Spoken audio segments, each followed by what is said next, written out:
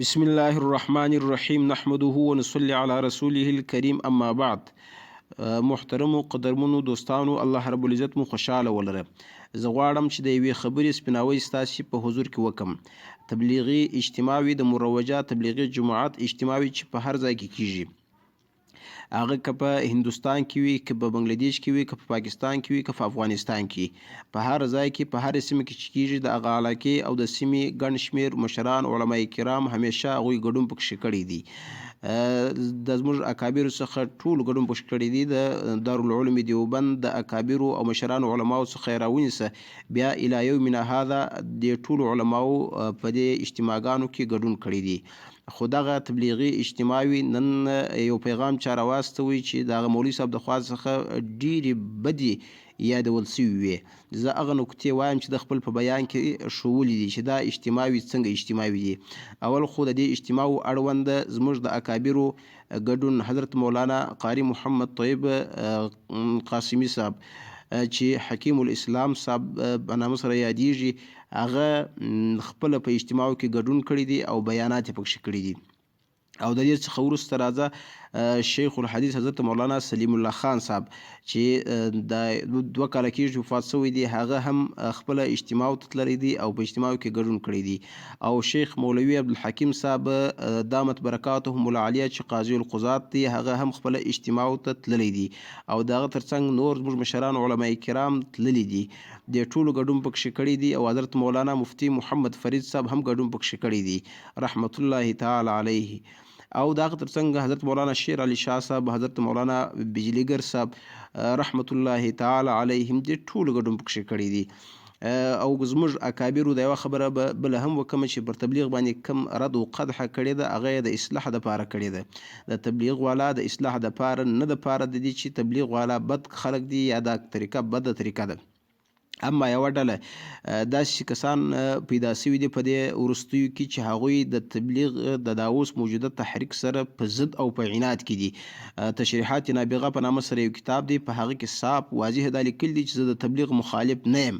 دا شیخ غلام حضرت غلام دا خبره لیکلې ده.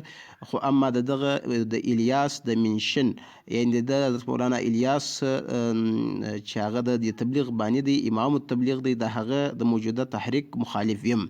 د هغه یو شاګرد مولوي عبدالخالق فاتح هغه په نامه سره یو شخص دی، هغه پر دې اجتماع باندې ډېر بد رد ویلی دی او لګېدلی دی باندې. زه غواړم چې په دې باره کې تاسې پوه سئ او بیداره واوسئ چې دا کسان د علماء دیوبند د مسلک سر تر نوکه ټوله دشمنان دي. دوی غواړي چې یو وار پر تبلیغ والا ولګېږي، بیا پر تصنیفاتو ولګېږي، بیا پر عقایدو ولګېږي. په دې ډول باندې غواړي چې علماء دیوبند دغه 200 کاله کې څونه خدمتونه کړي دي هغه ټوله تر پښو لاندې کړي. نو دوی په دې ادرس باندې د دفاعي تبلیغ په نامه سره یو کتاب جوړ شوی دی، په هغه کې دا اهل بدعت جوړ کړي. په دې کې د علماء دیوبند هغه اصلاحي تنقیدات ټول راخښي دي، د اعتراضاتو په شکل یې وړاندې کړي دي. دې بیچاره ته هغه کتاب په لاس ورغلی دی، د هغه کتاب څخه د خبرې راخلي رد باندې کوي. دا ټوله فتاواوي د ده د سترګو څخه نامې سولې چې هغه ټولو علماو ستاینه کړې ده.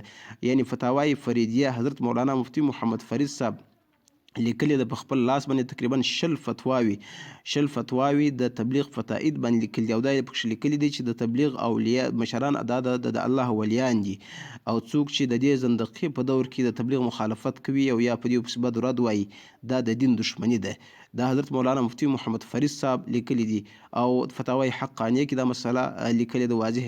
او د مفتی اعظم دارالعلوم دیوبند حضرت مولانا محمود الحسن گنگوهی رحمت الله علیه په خپل فتاوای محمودیه کې تر 100 لا ډېرې فتواوې د تبلیغ په تایید کې لیکلي دي. او فتاوای رحیمیه کې او فتاوای احسن الفتاوا ګڼ شمېر فتاواوي، دا ټولو کې حتی یو کتاب په دې باره کې لیکل سوی دی چې خالص د علماء دیوبند او اکابرو اهل سنت والجماعت هغه فتواوي د عربو څخه ما سوه د عجم علماو د تبلیغ په تایید کې راټولې سوي دي، چې هغه تر 40 زیاتې دي، چې هغه زموږ شناخته لوی اکابر علما چې هر څوک یې پېژني، عرب او عجم یې پېژني، د هغو فتواوي راخیستل سوي دي. نو هغه کتاب تبلیغي ډله د سترو علماو له نظره په نامه سره کتاب دی، په هغه کې دا ټول فتواوي راجمع سوي دي چې دا حق ډله ده او حق جماعت دی. او په دې کې تاسې بیانات هم کتلی سي په یوټیوب باندې یا فیسبوک باندې، په ټولو شیانو کې دا بیانات علماو نشر سوي دي چې هغوی دې ته او خصوصا شیخ الاسلام علامه مفتي محمد تقي العثماني صاحب فتاوی عثماني کې لیکلي دي چې د تبلیغي ډلې پر یو فرد باندې خو رد کېدلی سي، اما په مجموع من حیث المجموع رد باندې کول دا ښه کار نه دی. او بیا دې جناب د شیخ الاسلام صاحب په حواله سره خبره کړې ده. د افسوس دی پر دې خبره باندې چې د هغو اکابرو هغه اصلي خبرې نه را اخلي او دغه منفي شان په اکابرو پسې تړي. نو زه هغه ټکو ته راځم چې د ویلي دي او خبرې کړي دي. کومې خبرې د کړي دي؟ د یوه خبره دا کړې ده چې دا د تبلیغي اجتماع ته یې د خرو گنج ویلی دي. تبلیغي اجتماع ته یې د خرو گنج ویلی دي. نو تاسو فکر وکړئ چې په دې کې زموږ اکابر زموږ بزرګان د اجتماع ته ورتلل د دعا د سعادت لپاره د خرو گنج بللی دي. او دوهم وایي په تبلیغ والا پسې درواغ ویل دا درواغ ویلي دي چې د جهاد قصې را اخلي پر تبلیغ باندې پیټوي. او بیا د دې لپاره شیخ الاسلام حضرت مولانا مفتی محمد تقي عثماني صاحب حواله ورکړې ده چې هغه زما استاد دی، حواله ورکړې ده، د خلاف ویلي دي، درواغ ویلي دي، بالکل غلط خبره ده دا کړې ده. دا صحیح د بعضې جهال کسوي د جهالو خبره، اما په اکابرو پسې د تبلیغ دا خبره تړل دا سخته جفا ده. دریم دا خبر کړې ده چې د تبلیغ والا د اجتماع دعا پر اسلامي طریقه نه ده. نو پر کومه طریقه باندې ده؟ یعنی اسلامي طریقه نه ده، غیر اسلامي طریقه. دا دعا د مسلمانانو ګوانس وله. دې کې چې موږ اکابر شرکت کوي هغه چې روان دي هغه هم پر اسلام ګوانس ول نو. او څلورم وایي یهود د تبلیغ والا پلرونه دي. دا خبره یې کړې ده. پنځم د تبلیغ والا اجتماع ته تلل ګناه ده. او شپږم حتی د میلې دپاره که اجتماع ته ورسي هم ګناه ده. د میلې او تفریح ملت چې ورشي لا ګناه ده. بازار ته ولاړ شه تفریح دپاره خو صحیح ده، اما اجتماع ته مه ځه. اووم تبلیغي اجتماع د دین کار نه دی. اتم تبلیغي اجتماع میله ده، د دین رنګ به نه ورکوي. د دین رنګ به څوک نه ورکوي، دا یو میله ده. مخ کې دا خبره وکړه چې میلې په نیت به هم نه ورځي، دا ګناه ده. خپل خبرې هم یو د بل سره ټکر. نم د جهاد مخالفت کوي. د تبلیغ والا جهاد مخالفت کوي. وروسته دې خبرې ته راځم چې دی دا خبرې چې کړي دي په دې خبرو کې هیڅ شي ته حواله نه ده ورکړې، هیڅ معتبر او مستند کتاب ته حواله نه ده ورکړې. خپل تقریر یې تیز کړی دی، خپل تیز خبرو کې دا تیزي دا تیزه ژبه د تبلیغ خلاف چلول دي بیچاره. او بل اجتماع د دین مخالف کار دی. دا لسم. یولسم زه د تبلیغ نه یم خلاف، خو د دغه طریقې خلاف یم. دغه موجوده طریقه د تبلیغ والا خلاف یم. دا ډېره اسانه د انکار تبلیغ څخه دی. نو دا ډېر د افسوس ځای دی، ډېر د افسوس ځای. دغه عبارت زموږ د اکابرو د فتاواو څخه په کتابو کې نسته چې زه د تبلیغ خلاف نه یم، د موجوده طریقې خلاف یم. دا د سیفیانو او د باډي والا شعار دی چې نن سبا یې ډېر زیات استعمالوي. دولسم د دفاع تبلیغ په نامه کتاب ته د حواله ورکړې ده او دا ویلي چې په یوه اجتماع سره و دین ته دومره تاوان رسیږي چې د کفارو څخه یوه کافر له دومره زیان نه دی رسولی چې یوه اجتماع وسوله مسلمانانو ته څو قدر تاوان رسیږي. او په یوه اجتماع سره دونه تاوان رسیږي چې 20 کاله جنگ وسي دونه تاوان رسیږي لکه یوه اجتماع چې وسي. دا د جناب د تبلیغ په باره کې هغه پیرزوینه ده، هغه نیت دی، هغه پراخه نیت دی. دیارلسم دغه د اوس طریقه د تبلیغ د جهاد خلاف ده.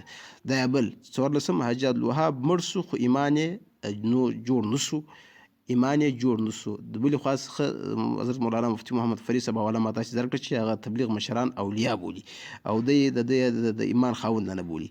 پنځم وهر اجتماع ته تلل، یعنی هر ځای چې اجتماع وي، که هغه په شرق کې وي که غرب کې وي، که په جنوب کې وي که په شمال کې وي، د تبلیغ په نامه سره اجتماع دې ته تلل ګناه ده. د هر چا لپاره ګناه ده، که عامي وي که عالم وي که طالب وي. او هر څومره شی چې مصرفوي، کمال مصرفوي، روپۍ مصرفوي، وخت مصرفوي، دا ټوله ګناه دی بولي، ټوله وایي ګناه ده. شپاړسم تبلیغ د دین لار نه ده، د قسم دی. دی په دې باندې قسم اخیستی چې دا د دین لار نه ده. او یولسم هر څوک چې پکښې دي او هر ملا چې دا وایي چې دا پر حق دي هغه منافقت او مداهنت کوي. نو په دې کې خو حضرت مولانا مفتي محمد فرید صاحب وایي دا پر حق دي، حضرت مولانا مفتي ضروري خان صاحب وایي چې دا پر حق دي، او حضرت شیخ الاسلام صاحب وایي چې دا پر حق باندې دي.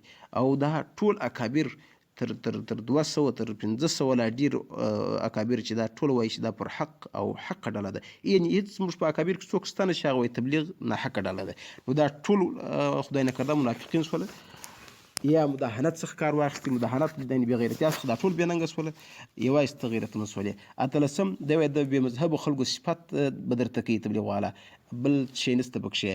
او 19 د تبلیغ کار د بېدینۍ دپاره دی چې بېدیني نشر کړي، دین نه نشروي. او 20 خبره دا ده، هغه زما خبره ده چې ټولې خبرې د ده بې سندې دي. او اوس نو د افسوس ځای دا دی چې د ټولو اکابرو خلاف دې سړي څونه ژبه راوږده کړې ده او څونه یې ژبه راایستلې ده، څونه جرأت یې کړی دی چې د دې نیکانو و جماعت ته او د دې نیک جماعت فعال او بااثره جماعت خلاف باندې دا پروپاګنډه کړې ده او دغه درواغ یې ویلي دي او دغه خلاف یې ویلي دي. تاسې او انصاف اوس تاسې دغه خبرې یو عالم ته ښکاره کړئ چې هغه د دغه خبرو څخه کومې خبرې ته منلو ته تیار دی چې هغه نیک نیت لري او حق یې په ذهن کې وي. دغه خبرې چې جناب کړي دي، د محترم صاحب کړي دي، دا ټوله خلاف ویل دي، ټوله افواهات کړي دي، ټوله خرافات ویل دي.